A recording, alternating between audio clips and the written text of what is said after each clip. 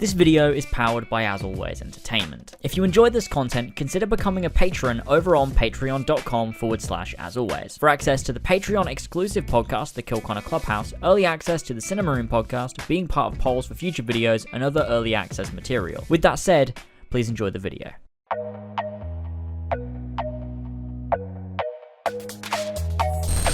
Star Wars. A franchise loved by millions, yet these days, there's not so much of a consensus. I think every Star Wars fan can agree that the original trilogy is Star Wars. Nobody has issues with the original trilogy.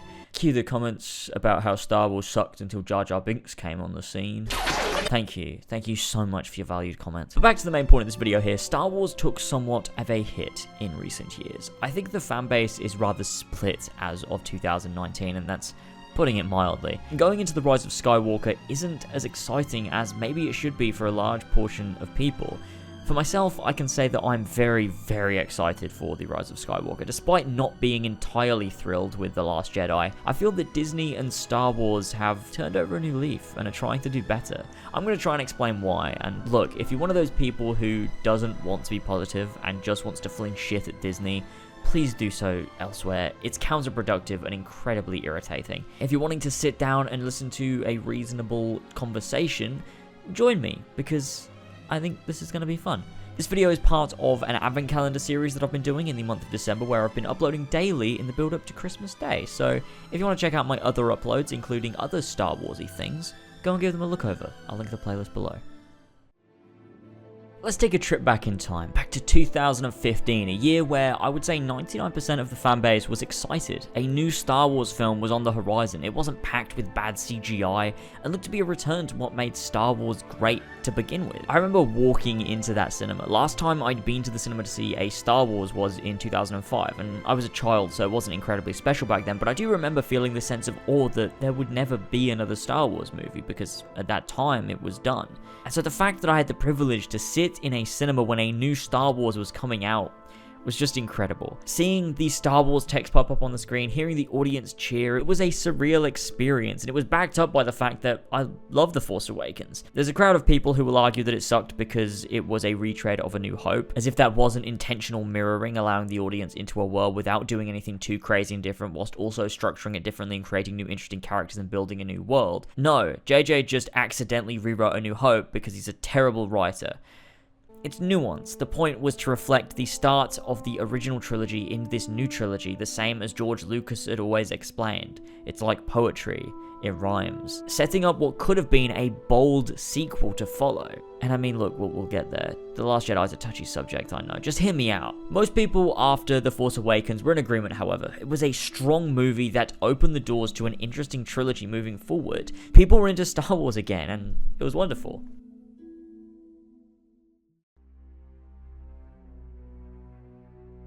2016 was a year, The year of the first anthology movie from Disney, Rogue One, A Star Wars Story. This movie, I feel, was loved for a very long time, until recently a lot of people have come to the same realization that I had, or at least they're voicing it a lot more frequently, which is that this movie sucks. Okay, I'm sorry. It's a difficult one, because on the surface, I think it gets Star Wars. It pays homage in a lot of ways, and the action, visuals, it's all gloriously Star Wars. The soundtrack is beautiful, and it has some incredible moments, but it's at the end of the day, a war film. And in a war film where you know the outcome of the war, say in a World War II film, the tension isn't built by whether the characters will or will not succeed, because we fucking know. The tension in all great war films comes from the development and the bond that these characters make along the way. Now, Rogue One doesn't do that at all. It does the opposite of that. It focuses far too heavily on narrative and not on character at all. The characters are fun. Like, I enjoy seeing Cassian and K2SO do things. They're entertaining, but there's no sense of development or story within them anywhere. For any of them, Jyn is said to be a rebel. She doesn't do anything for anyone but herself. But it's just expository dialogue. We never actually see her act that way at all. Right at the start, she risks her life to save a child. Cassian is an attempt at an arc, but he's still ultimately static. He's a hitman or assassin for the rebellion, and for whatever reason, plot mostly, he doesn't kill Jyn's father. He's done so much mindless killing, but This time, no. This time, it's too much for him. I guess you can put it down to him caring for Jin, but he's not meant to care for anyone, neither is she, and so it doesn't make any sense.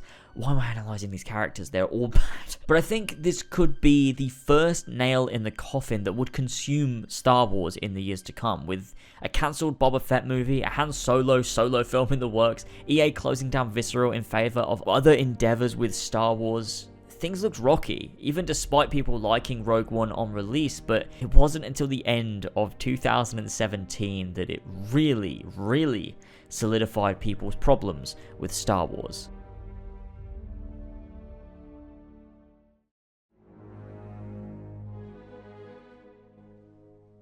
Okay, let's talk about 2017's big Star Wars release.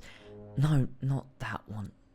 That one. Look, my thoughts on this movie do not matter a great deal with regard to the topic at hand. I'm not the biggest fan of it, although recently I've sort of changed my views slightly. I don't hate it as much as I once did.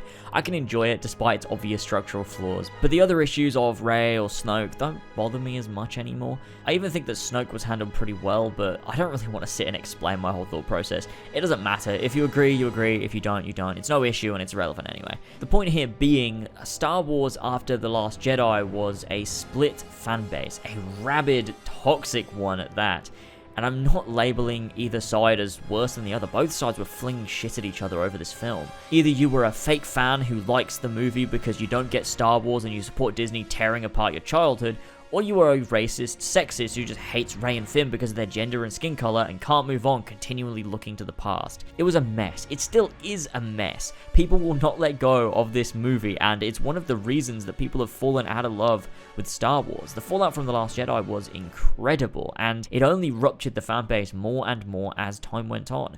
Regardless of your thoughts on this film, Star Wars has been a battleground since its release and has soured many fans' experiences of the franchise. Whether you like Rian Johnson's writing or not, I think there's a clear issue with how he wrote this film. It was written more so to make his Star Wars film as opposed to the Star Wars film that we needed, and it wasn't necessary. He has his trilogy to do his own thing, but this movie, Episode 8, should have been the payoff from Episode 7 that we needed, and sadly, it was something else. Some people like that, the subversion of expectation, and some people do not, and I think it stems from there, this out-of-touch nature with what core fans truly want. Did we ask for a Han Solo spin-off recasting Han Solo? No, but for some reason we got it.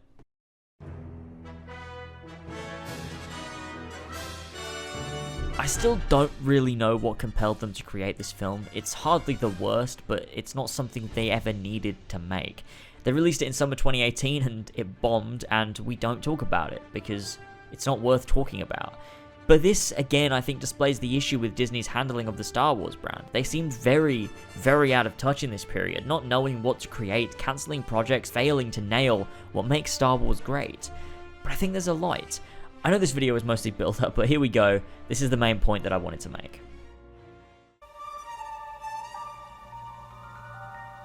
Since The Last Jedi, a few things have happened. For one, JJ is back, a director and a writer that fans can get behind, closing off the saga and closing a trilogy that he began. This is good. I was behind this decision. I was still in two minds about the franchise, but I certainly knew that this was a good thing. This, coupled with Clone Wars returning, Dave Filoni is always a godsend for Star Wars fans, and The Mandalorian being really good, along with Jedi Fallen Order, all rekindled my love for Star Wars, something I desperately needed. On top of that, we've got the Obi-Wan show coming to Disney+, which is again showing that they seem to be getting it. It's too soon to say for sure, but everything they're doing currently is getting it right. Also, on top of that, we've got Battlefront continuing to add content and being incredibly fun to play. Revisiting it has been so much fun, and I've honestly loved it.